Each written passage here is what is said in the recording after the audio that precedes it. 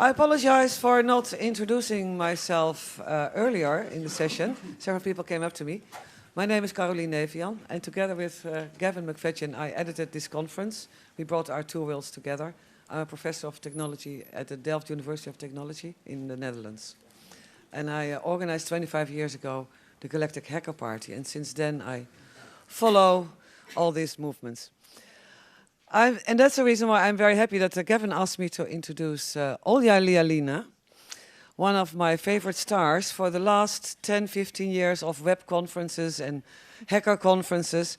Because Olia, coming from Moscow, graduated as a journalist, but very soon became a net artist who challenges our imagination, but also how interfaces and aesthetics can open up our brain and create new possibilities, but can also reveal what we see, that we don't know anymore what we're dealing with. And you do this in a very playful, quite amazing way. So it's a very different discourse than your fantastic speech. But I think when we make the bridge to the young people, it's very fundamental what you're going to show us. Thank you very much. Thank you very much for having me, for inviting me, for all these compliments, and for actually saying all this what I was going to talk about. Of course, it's very difficult to talk after such a talk we just heard. The only bridge here I can take that I come from Moscow and I studied journalism during times of perestroika. And then there was the next perestroika that happened for me, and it's arrival of the World Wide Web in 1994. For me personally, and this is time, you know, that for many of us, so to say, the world changed or our own future changed. So you studied one thing, but you became another because you started to be involved in different activities. So just shortly, yes, I'm a net artist. I belong to this new media art scene that is trying to make computers, networks, systems visible. I just have here some screenshots, not some illustrations of the projects, maybe just to give a context. For example, many maybe you know, Prism by Julian Oliver and Danya Vasilyev, a beautiful installation that tries to give form to the Prism project, to the surveillance that is there but invisible. There are artists who are showing really the interfaces. Sometimes to show an interface means to build it big and to put in the real place, like this submit button by Johannes Osterhoff. Or to show interfaces that are really invisible interfaces, yeah? Like think about your touch devices. This is a beautiful work of Evan Roth. It is called Unlock Screen. Yeah, I think even without me saying that you would recognize this gesture. Now, work by Adi Wagenknecht. It's called Asymmetrical Love. She is a great Austrian artist, so she builds objects from the let's put it like this, beautiful objects from ugly ones, yeah, and from dangerous ones. The work you probably know by London artist James Bridle, Drone Shadow. So we show computers, we show networks, we show this and this, but we also have to show the drones, yeah, because you don't see them. But if you put the shadow of it on the street, then you at least start to think about it. The work by Sebastian Schmick that is called 10 kilograms from Google Factory. This is sent from Google. It is from data center in Belgium. This is the cloud after it's shredded. So you can now say hello to your data. This is me, and this is just a screenshot, but let me show this for a moment. Open this work in another browser to go really online. Here, I said I'm a net artist, so all my existence is actually to show as much of the internet to you as possible, or of the World Wide Web in this case. Yeah, well, I'm not exposing here my legs or other parts of the body, though maybe it's the first thing you see, but the location of your browser. This work, it's an animated GIF. Yeah, animated GIFs are still popular, the second wave of popularity. But this GIF you can't open on your computer when it's offline. It has 18 frames and it is distributed through 25 servers. So it only works if all 25 servers are on and if your computer is online. So, and it can have different speed. If there is some problem somewhere or if you are experiencing troubles. Why I'm talking about it now and why to see location bar is impossible. Is important, because it's getting less and less possible.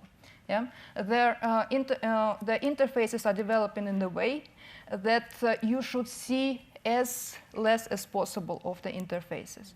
And when it comes to the browsers, you are not supposed even to think or to know that there is such thing as an address of something, what you are looking at. So it should be always like, it can be, of course, different scenarios, but you just search for it and you get it. And then this is what it is. And another thing what I do in my life, I keep GeoCities archive. GeoCities, had anybody ever had a web page on GeoCities here? Do you know what GeoCities is? The first free web hosting service was where many of us hosted our pages in the very beginning, in the middle of the 90s. This is a service that was it is supposed to be the most kitschy, the most bad taste on the of online productions, and this service was bought by Yahoo in 1999, and it was killed by Yahoo in 2000. And the archive team managed to grab 1 terabyte of it. And me and my partner, Dragan Espenshit, we are working with this 1 terabyte of user data from early times, and we're making sense of it, we're restoring it, we're bringing it back online. And again, why I show it to you now, because these are not just funny pages made by amateurs. This is a tradition of working online when you are completely controlling the presentation, the look of what you are doing. Yeah, when you have to learn something to do stuff, at least something. Yeah, HTML is very forgiving language, but you had to learn it, and you could make presentation as you want it to be. It's also time that is very dear, should be very dear for us, because this is when people were making my version of something, like my Spice Girl web page. Yeah, so before Spice Girls had their own web page, somebody made it for them. That is a time when a lot of decisions were made by, a lot of choices and decisions were made by users, not by the developers. It's now would be a technical detail, but this frames, no frames, was a very important question to ask at that time in the middle of the 90s. And these were users who were deciding how all this should develop and thinking about choices and so on. Of course, there were a lot of silly and strange questions asked at that time. We deal with a lot of pages that are about the future. Yeah? There are an announcement like this, just wait, I will work for it, and it never happened. And questions like this that can be of course, a lot of actuality for us right now. Just one remark to the old web. I think it's very important that at this moment we are in the second wave of the interest to the early web. The first one was that, when all these star backgrounds became popular again under construction signs, animated GIFs. But now there is a situation that there is come back to the services, not to the services, away from the services. Idea that you have to make your own web page. You don't have to make it funny, you don't have to make it with the star backgrounds, but you making a web page. Yeah? And this is something what gives you much more control in cyberspace. There is a book, Digital Folklore, that we made about it. And now, so keeping the early web, working in our scene that makes computer visible, 2 things that I do. And the third one, maybe the main part of my work, is I teach interface design students. I teach digital culture, digital art, and also actually the praxis of the interface design and web design. And it's a very strange situation, because interface design as a profession, it has its own vocabulary, and it gives the own meaning of the words that you normally would use differently. For example, the word transparency that was today pronounced several times. When we say that system should be transparent, yeah, we mean we demand that we want to have understanding of this system, right? In interface design, if you say that something is transparent, it means that it's invisible. Yeah? To design transparent interface means to make it easy to use, so that the user does not think about it, does not see it, does not ask questions. And just think about how many things that we are dealing with are designed, are given to us with this perception. So we live in the situation when we have designers who design transparent in their meaning of word interfaces. Plus to it, all this is based on the invisible computing paradigm in IT industry. So computer of the future should be invisible, Don Norman said in 1990. And every company in the world, every interface designer tries to fulfill it. So invisible computing paradigm, transparent interfaces, and then on the top of it, something what is called experience design that sums all this, brings us to the situation that there is, in general, change in the language we use, or we can read in the newspapers, what journalists say, or how it happened in the announcement of the conferences, what people talk at design symposiums. Like, look here, the word, maybe you've noticed it, maybe you never thought about it, but the word computer is exchanged with technology, interface with experience, and users with people. Yeah? The computer interface and users are not used anymore because it's too technical. And it would pose more questions. Technology, experience, people, it's sedative. Yeah? You are entertained, or you are given products you are using. This is from the commercial promotion of iPad in 2012. And it's from the trailer, and just, blah, blah, blah. But the last sentence, it's a more personal experience with technology than people have ever had. So it's experience and technology, and it's people. And experience design and the popularity of it, and the way that interface design is in fact now substituted by experience design. The academies, the faculties are changing their names. People are changing the way how they introduce themselves. And also in media, you hear it all the time. That's always about experiences. When it is experience, you don't ask questions, you don't want to see the computer. This is this Philips alarm clock is the favorite example for experience design. Because it does not matter how it works and how this product looks, it makes you wake up. As if there is sunrise. You are experiencing sunrise wherever you are. Yeah, this is maybe a very simple example. Airbnb website that is made in the following this paradigm, and you should all feel that as if you're already somewhere else.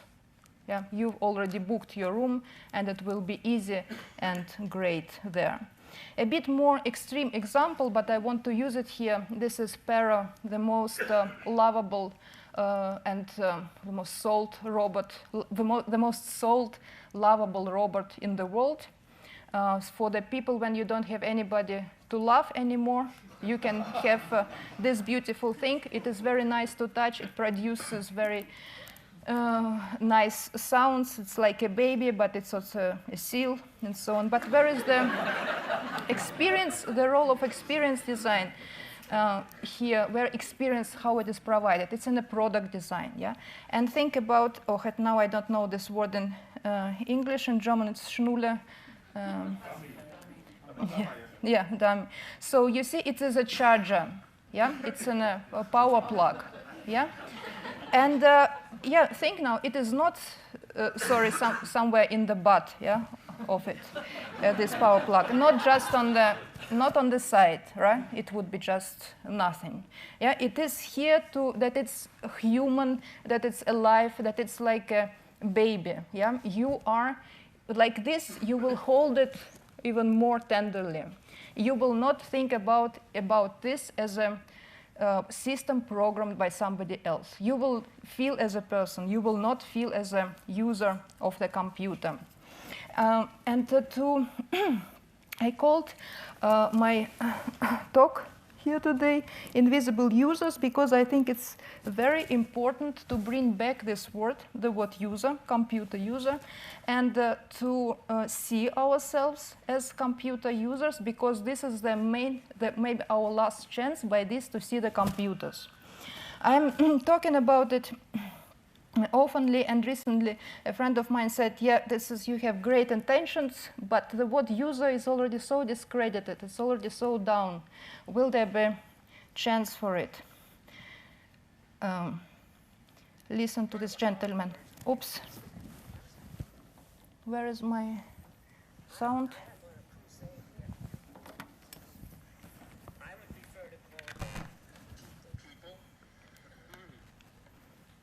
Again?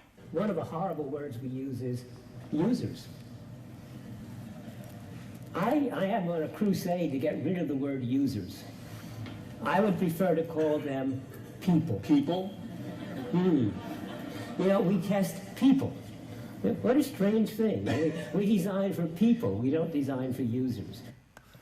And it can sound like very, very nice. Yeah, that's like as if you should be pleased to be seen as a human, yeah, and not as a I don't know who. But and everybody, the industry is following it. And this is the poster from the Facebook. Yeah? And do you think that people at Facebook really see you as a real person because they put away the word user away on this poster? And this is Jack Dorsey, the Twitter founder. He says, if I ever say the word user again, immediately charge me $140. And again sounds, oh, how nice. But what he means, that he wants to call you customer. Yeah, instead of user. He wants to see you as a customer. And really very important and great people, they come to these suggestions. This is Edward Tufte. He says that only 2 industries call their customers users: illegal drugs and software. It was also from 2006 that important internet entrepreneur Derek Pavasic said actually the same. And it is a very right statement, by the way, he made here. He said that general user-generated content is a terrible phenomena. And with this I agree. But it's not the word user that has to be attacked in this connection.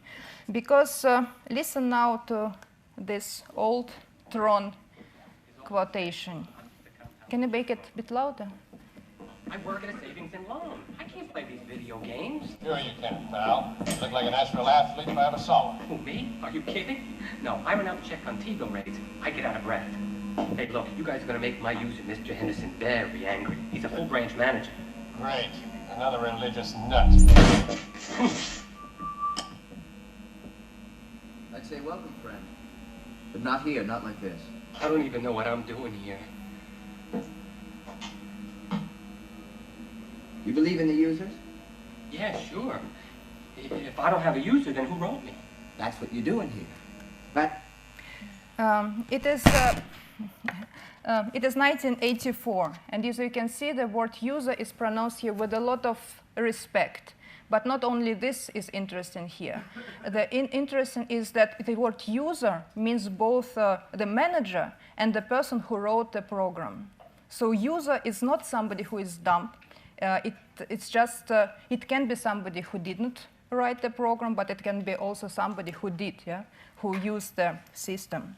And this is in the history, in the computing history. And even if we go before, yeah, and not connect, not to, without saying, yeah, sorry, but computer users has nothing to do with drug addicts at all. Yeah, these are computer users. But if we just think about the word user, there is a I was very glad to find this quote from Raymond Williams from his book Keywords, where he writes about the word consumer. Yeah? And he says, if we were not consumers but users, we might look at society very differently. For the concept of use involves general human judgment. We need to know how to use things and what we're using them for, and also the effect of particular users on our general life. But why is it important to see the users? Not only because you have to, by this you would know that you are using computer system and that there are interfaces and computers actually everywhere. I insisted on it in order for users to be able to protect their rights. So to protect the rights of computer users. There is a user rights at contemporary home computing.org where you can demand something, and then it will appear in this form. And we have now very interesting demands, and it is important for us to bring it on the level that it doesn't stay just general, yeah, just general demands for whatever, for the better life, but that it is about the communication with the computer and this users, developers relations, so users or services, they use relations. There are demands to see the computer, to own data, to install free software on your own computer. But what's more important, as I said, when it comes to the details, to the real life experiences. So of course it should be the right to install free software on your own computer. But it's also important to know wherever my hardware will run free software. Yeah? So when you come to the shop, we are expecting that you should be informed about it. Yeah? It's the duty of the dealer to give you the right information. And there were demands to we computer users demand the right to disconnect, to view offline, securely delete my history, to actually delete my account, to be ungoogleable, to log out. This is what people are suggesting. And for a moment, I want to stop at this to log out right, the importance of it. Because we talk a lot about the right, our civil right for privacy, right? But when it goes down to using the exact systems, what does it mean? How this right should be executed? So it should be possible to, I don't know what is this all here about. Yeah, the cloud is there again. The right to disconnect didn't work. So yeah, what does it mean? In reality, practically, that you have the right to log out. And maybe you don't notice it, but we are losing it constantly. Yeah? And all this is made sometimes not with a bad intention, but to make life easier for you. Yeah, that it's faster for you to log in again, that you don't see it. Some rights, you can say what people want. You maybe sometimes can't distinguish it from are these caprices or are these real demands? Right, to a web browser, to see the URL, as I said, to have a real keyboard, to use cable, to resume where I left off, to copy and paste, to pull, to reply, all. And one of the most important one, and I will come into the end now, the right to undo. This, what on Apple is Command Z, yeah, or Control Z on PC computers. The right, it's important to talk about it now because I don't know if you noticed or not, but on mobile devices it's almost not possible to undo now. Do you know how to undo on iPhone? Do everybody know how to undo on iPhone? You don't know. Yeah, you have to shake it like this, yeah? On Android, it doesn't work at all as a command to, so to say, inter-application command. On Windows Phone as well. And when I talk about it, so many iPhone users didn't even think about it, didn't check this shake function, because there was never an idea that you can undo. You didn't have this need, you didn't feel this need to undo something because you didn't do anything. Yeah, and you didn't do anything, I tell it not to offend you, but because you are using applications that are designed in a way that provide you very smooth and direct way to the things you are doing. But the right to undo is very important because to keep it, because it was designed in the 70s as in respect to the users, to the people who didn't design the system but want to do something with the computers. This is the first thing. The second one, it's a so to say, general purpose command. It's the same everywhere. It is, so to say, stupid command. It doesn't poke its nose to what you are doing. It's just doing this. And also this is, and when we come to the world of invisible computers, think about it, that undo is the only sign that shows to you that there's a computer system in front of you. If you can undo, means you are in virtual world. If you can't, then you are in real life or on Android. It will be very helpful. Thank you.